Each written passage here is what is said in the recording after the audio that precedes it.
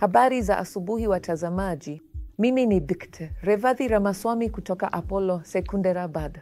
Hebu tujadili kuhusu upasuaji huu unaofanyika sana unaoitwa hysterectomy au kuondoa mfuko wa uzazi.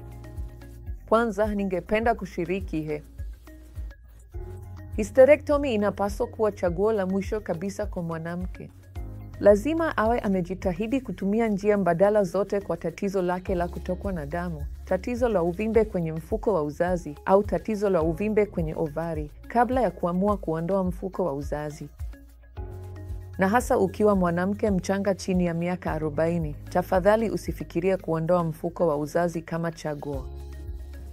Kwa kweli, inapaswa kuwa chaguo la mwisho kabisa pale ambapo hakuna njia nyingine inayowezekana. Kwa nini hivyo? Ni kuambia kwamba ovari ndizo chanzo cha homoni muhimu zaidi kwa wanawake, kama vile estrojeni, progesteroni na kiasi fulani cha testosteroni. Na ovari hufa wakati wa ukomo wa hedhi, ambao unaweza kuwa kuanzia miaka 46 hadi 55. Lakini unapotoa mfuko wa uzazi kabla ya miaka 40, ovari hufa mapema. Kwa nini?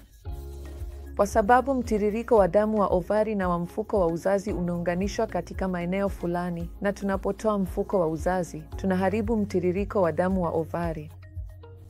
Hivyo ovari zinaweza kushindwa kufanya kazi mapema au zinaweza kupata uvimbe wa majimaji, cysts. Kwa hiyo ombi langu kwa watazamaji wote ni kwamba kabla ya miaka 40 usifikirie kuondoa mfuko wa uzazi isipokuwa kama hakuna jinsi nyingine kabisa. Hata baada ya miaka 40 kuna njia nyingi mbadala kama vile hysteroscopy, colposcopy na tiba za homoni kabla ya kufikiria kuondoa mfuko wa uzazi. Inapaswa kuwa jambo la mwisho kabisa kufikiria wakati daktari anasema hakuna njia nyingine isipokuwa kuondoa mfuko wa uzazi. Ni hapo tu ndipo uanze kufikiria kufanyiwa hysterectomy. Asanteni sana marafiki.